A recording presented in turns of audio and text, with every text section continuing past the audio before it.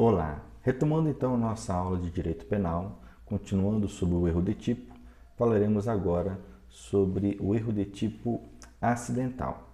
Diferente do erro de tipo essencial, que recai sobre um elemento do tipo capaz de afastar o dolo e a culpa, se esse erro for inevitável, mas afastando ao menos o dolo se for evitável, respondendo a gente por culpa, se for previsto o tipo culposo, no caso concreto. O erro de tipo acidental recai sobre circunstâncias, sobre situações que não são capazes de afastar o dolo ou mesmo a culpa do agente. Os erros de tipo acidentais, a princípio, não interferem na existência do crime como fato típico, ilícito e culpável. São eles, então, o erro sobre o objeto. Exemplo, o indivíduo pretendendo subtrair um relógio que ele acredita ser de ouro. Após o furto, ele descobre que aquele relógio, na verdade, é uma imitação, não é um relógio de ouro realmente. Ou seja, ele se equivocou sobre o objeto, mas isto não desconfigura, não retira o seu dolo de subtrair para ser coisa alheia móvel. Outro tipo é o erro sobre a pessoa, ou seja, o agente pensando, acreditando que está agindo contra uma vítima, na verdade acaba atingindo outra por engano. Prevê o artigo 20, parágrafo 3º do Código Penal, que neste caso o agente responderá pelo crime conforme as circunstâncias características da vítima que ele desejava atingir. Exemplo, o agente fica aguardando escondido o seu pai para matá-lo. E enquanto ele está aguardando, surge então a sua vítima. Ele a atinge e a mata. Porém, logo ele percebe que não se tratava do seu pai, mas de alguém que estava passando pelo local. Ele se equivocou sobre a pessoa. Nesse caso, o crime permanece, o dolo permanece.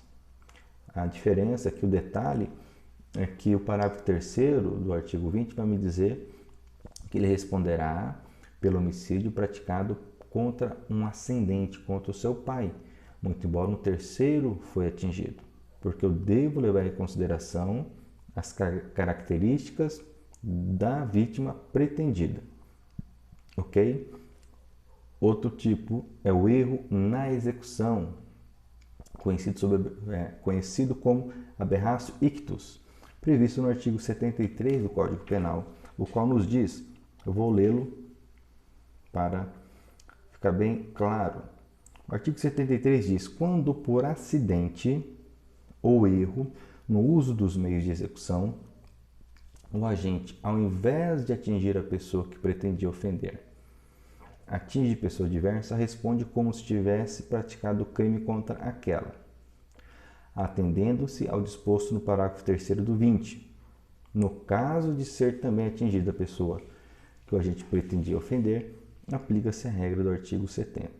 A diferença aqui é que o erro ele ocorre no momento da execução, ou seja, o agente ele percebe os fatos corretamente, ele busca atingir a pessoa que ele deseja e realmente é a pessoa que ele deseja atingir que está ali, mas na hora da execução, no momento de atirar, por exemplo, ele erra o tiro e acerta um terceiro.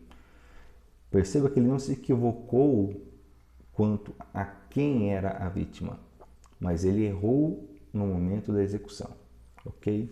A regra é, atingindo essa terceira pessoa, somente a terceira pessoa, ele responde na mesma forma do artigo 20, parágrafo 3º. Atingindo tanto a vítima pretendida como um terceiro, ele responderá nos termos do artigo 70, que nos traz as regras do concurso formal de crimes, ok? Também temos o resultado diverso do pretendido, aberratio criminis, previsto no artigo 74 do Código Penal, que nos diz: fora dos casos do artigo anterior, ou seja, erro na execução, quando por acidente ou erro na execução do crime sobrevém um resultado diverso do pretendido, o agente responde por culpa, se o fato é previsto como crime culposo. E se ocorre também o resultado pretendido, aplica-se a regra do artigo 70 do Código Penal. Exemplo: o sujeito deseja quebrar uma vitrine, a vitrine de um comércio, de uma loja, e ao atirar um projétil, uma pedra, ele erra a vitrine e acerta um terceiro que estava passando. Perceba que o resultado era o dano patrimonial e ocorre uma lesão corporal. Praticamente a aplicação da regra é a mesma do artigo anterior, ok? A diferença é que no outro contexto o bem jurídico é o mesmo atingido. Nós estamos falando ali de erro sobre a pessoa, erro na execução, onde ao tentar atingir uma pessoa, outra sofre a consequência.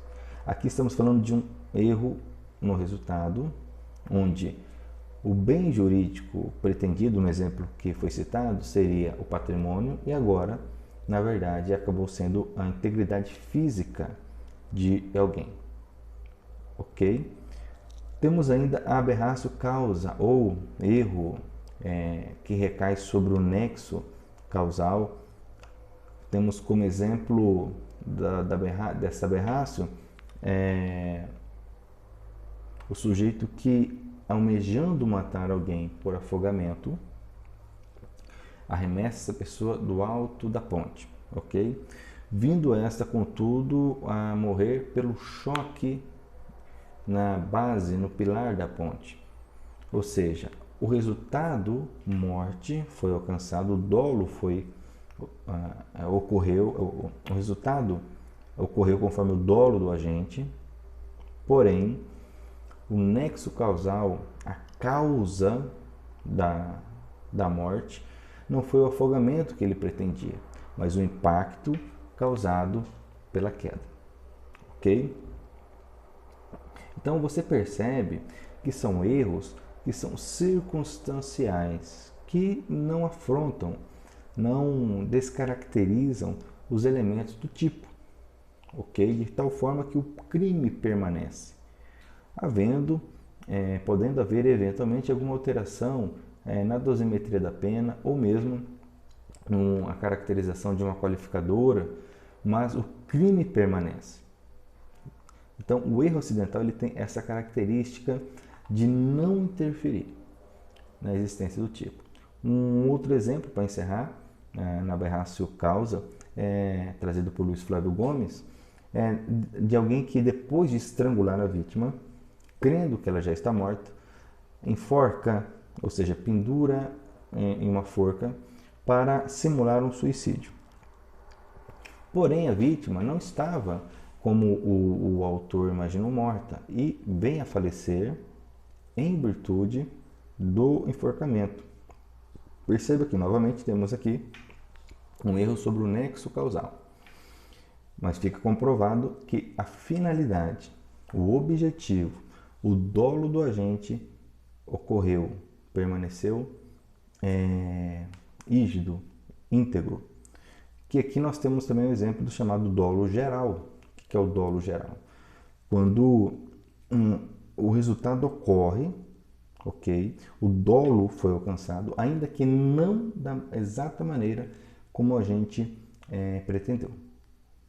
Perfeito? E com isso nós encerramos aqui a análise, ainda que rápida, sucinta, de erros acidentais, erros de tipo acidentais.